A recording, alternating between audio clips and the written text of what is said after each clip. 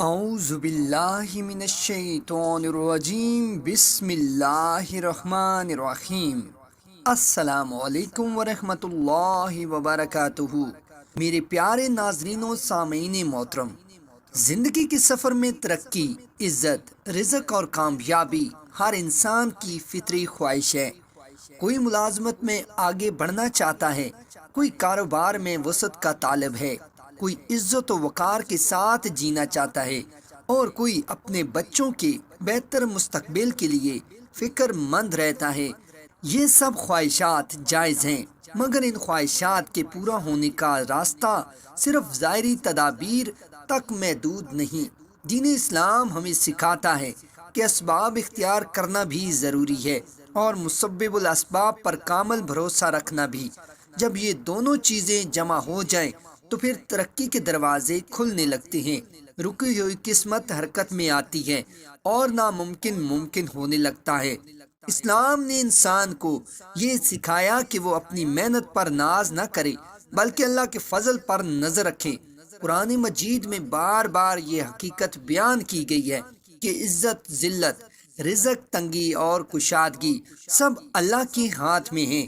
انسان کوشش کرتا ہے، منصوبہ بناتا ہے، مگر نتیجہ اللہ کے حکم سے ظاہر ہوتا ہے۔ یہی وجہ ہے کہ جو لوگ اللہ پر بھروسہ کرتے ہیں ان کی زندگی میں ایک خاص سکون، اعتماد اور استقامت نظر آتی ہے۔ وہ مشکلات سے گھبراتے نہیں بلکہ انہیں اللہ کی طرف سے آزمائش سمجھ کر صبر اور دعا کے ساتھ آگے بڑھتے ہیں۔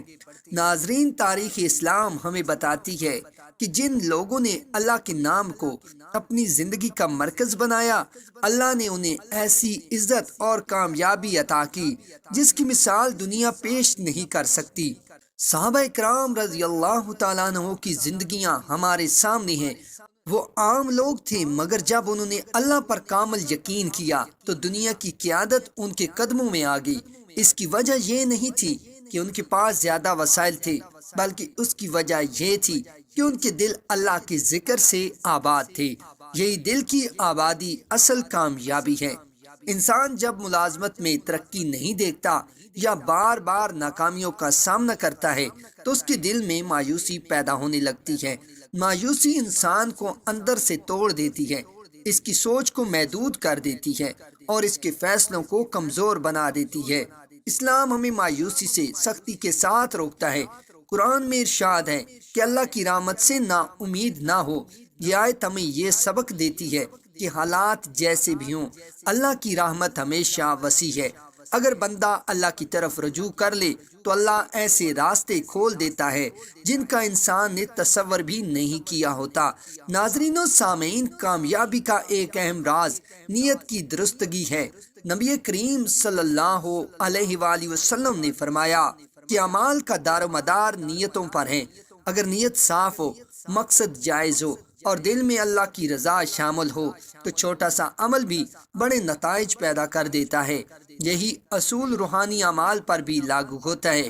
جو شخص ذکر یا دعا کو صرف آزمائش کے طور پر پڑھتا ہے وہ اکثر مایوس ہو جاتا ہے، اور جو یقین، محبت اور توکل کے ساتھ پڑھتا ہے وہ اللہ کی مدد کو اپنی آنکھوں سے دیکھ لیتا ہے۔ اسلام میں ذکر کی بڑی فضیلت بیان کی گئی ہے۔ ذکر نہ صرف زبان کا عمل ہے بلکہ دل کا سکون بھی ہے۔ جب انسان اللہ کا نام لیتا ہے تو اس کا دل نرم ہوتا ہے، اس کی سوچ مثبت ہوتی ہے اور اس کے اندر ایک روحانی طاقت پیدا ہوتی ہے۔ یہی طاقت اسے مشکلات کا سامنا کرنے کے قابل بناتی ہے۔ اسی لیے بزرگوں نے فرمایا کہ ذکر دل کی غذا ہے، جس دل کو یہ غذا ملتی رہے وہ کمزور نہیں پڑتا۔ ناظرین، ترقی اور کامیابی صرف ظاہری اسباب سے نہیں آتی بلکہ روحانی توازن سے بھی آتی ہے۔ جو شخص نماز کا اہتمام کرتا ہے، رزق حلال کی کوشش کرتا ہے، والدین کی خدمت کرتا ہے اور اللہ کا ذکر اپنی زندگی کا حصہ بناتا ہے، اللہ اس کے لیے آسانیاں پیدا فرماتا ہے۔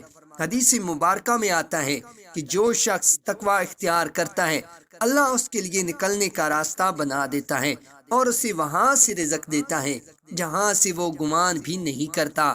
یہ وعدہ ہر دور کے لیے ہے۔ اور ہر شخص کے لیے ہیں۔ ناظرین و سامعین، انسان کی اصل آزمائش یہ ہے کہ وہ کامیابی ملنے پر شکر کرے اور ناکامی میں صبر۔ شکر اور صبر دونوں ایسی صفات ہیں جو اللہ کو بے حد پسند ہیں۔ جو شخص شکر گزار ہوتا ہے اللہ اس کی نعمتوں میں اضافہ فرماتا ہے، اور جو صبر کرتا ہے اللہ اسے ایسے اجر سے نوازتا ہے جس کا وہ اندازہ بھی نہیں کر سکتا۔ یہی دو صفات ترقی کے راستے کی بنیاد ہے۔ روحانی اعمال کا مقصد یہ نہیں کہ انسان دنیاوی ذمہ داریوں سے غافل ہو جائے، بلکہ مقصد یہ ہے کہ وہ اپنی ذمہ داریوں کو اللہ کی مدد کے ساتھ بہتر انداز میں ادا کرے۔ جب بندہ یہ سمجھ لیتا ہے کہ میری کامیابی کا اصل سہارا اللہ ہے تو اس کے دل سے خوف نکل جاتا ہے، حسد ختم ہو جاتا ہے اور بے چینی کم ہو جاتی ہے۔ یہی اندرونی سکون اسے ظاہری کامیابی کی طرف لے جاتا ہے۔ ناظرین، بزرگان دین نے یہ بھی فرمایا ہے کہ جو شخص اپنے معاملات اللہ کے سپرد کر دیتا ہے اللہ اس کے معاملات خود سنبھال لیتا ہے۔ یہ کوئی فلسفانہ بات نہیں بلکہ عملی حقیقت ہے۔ جب بندہ دل سے کہتا ہے کہ یا اللہ میں نے کوشش کر لی، اب معاملہ تیرے حوالے ہے، تو اللہ اپنی شان کے مطابق فیصلہ فرماتا ہے۔ یہی توکل کی اصل روح ہے۔ یہاں یہ بات بھی یاد رکھنی چاہیے کہ دعا اور ذکر کا اثر فوراً بھی ظاہر ہو سکتا ہے اور کچھ وقت بعد بھی۔ اللہ اپنے بندے کے حق میں وہی کرتا ہے جو اس کے لیے بہتر ہوتا ہے۔ کبھی وہ فوراً عطا کر دیتا ہے تاکہ بندے کا یقین بڑھے، اور کبھی دیر کرتا ہے تاکہ بندے کا صبر اور تعلق مضبوط ہو۔ دونوں صورتوں میں فائدہ بندے ہی کا ہوتا ہے۔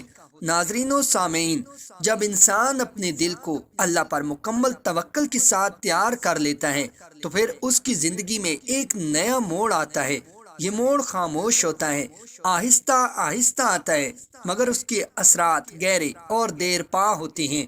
انسان دیکھتا ہے کہ جو راستے بند تھے وہ خود بخود کھلنے لگتے ہیں، جو لوگ رکاوٹ بنے ہوئے تھے وہ پیچھے ہٹنے لگتے ہیں، اور جو امیدیں ٹوٹ چکی تھی وہ دوبارہ زندہ ہونے لگتی ہیں۔ یہ سب کچھ اس لیے نہیں ہوتا کہ بندہ بہت طاقتور ہو گیا ہے، بلکہ اس لیے ہوتا ہے کہ اس نے اپنی کمزوری اللہ کے سامنے رکھ دی ہوتی ہے، اور اللہ کمزور بندے کو پسند فرماتا ہے۔ نبی کریم صلی اللہ علیہ وآلہ وسلم کی سیرت مبارکہ ہمیں سکھاتی ہے کہ کامیابی کا اصل راز اللہ سے مضبوط تعلق میں ہے۔ آپ صلی اللہ علیہ وآلہ وسلم نے مکہ کی سخت ترین مخالفت دیکھی، طائف کی وادی میں پتھر کھائے، اپنے ہی قریبی لوگوں کی بے رخی برداشت کی، مگر کبھی مایوس نہیں ہوئے۔ کیوں؟ اس لیے کہ آپ صلی اللہ علیہ وآلہ وسلم کا یقین اللہ کے وعدوں پر تھا۔ یہی یقین ہر اس شخص کے لیے مشعل راہ ہے جو زندگی میں آگے بڑھنا چاہتا ہے مگر حالات اس کا ساتھ نہیں دے رہے۔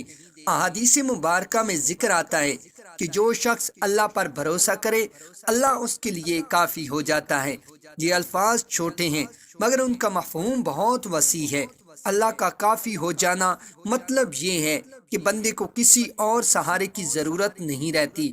جب اللہ ساتھ ہو تو پھر نہ کسی کی مخالفت نقصان پہنچا سکتی ہے، نہ کسی کی سازش، نہ کسی کا حسد۔ یہی وجہ ہے کہ بزرگوں نے ہمیشہ یہ نصیحت کی کہ اپنے دل کو مخلوق سے خالی اور خالق سے آباد کرو۔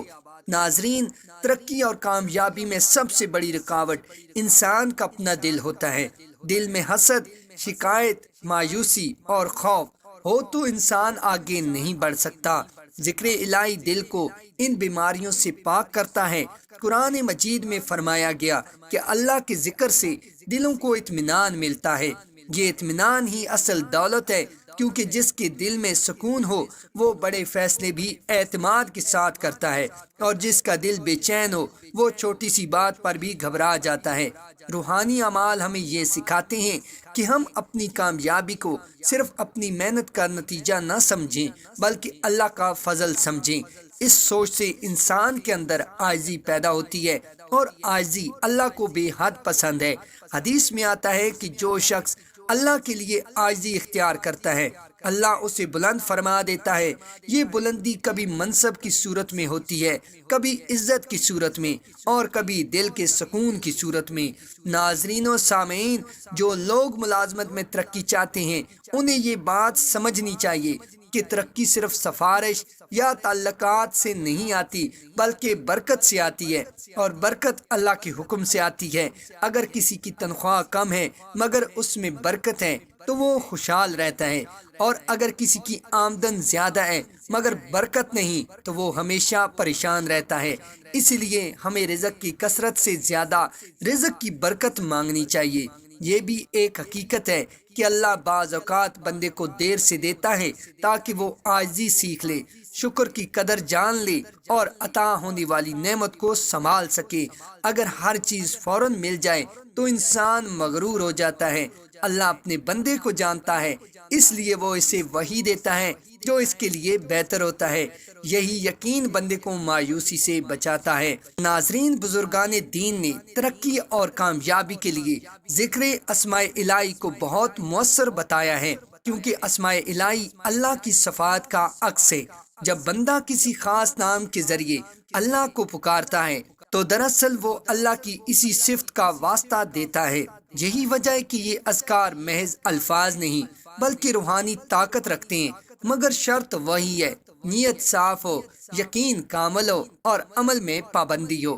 یہ بھی یاد رکھیں کہ دعا کے ساتھ عمل ضروری ہے۔ دعا ہاتھ اٹھانے کا نام ہے اور عمل قدم اٹھانے کا۔ جب یہ دونوں ساتھ ہوں تو کامیابی یقینی ہو جاتی ہے۔ جو شخص صرف دعا کرے اور کوشش نہ کرے وہ خود کو دھوکہ دیتا ہے، اور جو شخص صرف کوشش کرے اور دعا نہ کرے وہ غرور میں مبتلا ہو جاتا ہے۔ اسلام ہمیں اعتدال سکھاتا ہے۔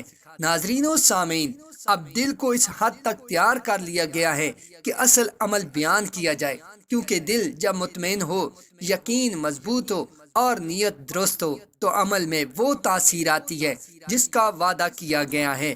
اس عمل کو معمول بنا لیا جائے تو انشاءاللہ ترقی کے راستے ہموار ہوتے چلے جائیں گے، رکاوٹیں دور ہوں گی اور اللہ کی مدد شامل حال رہے گی۔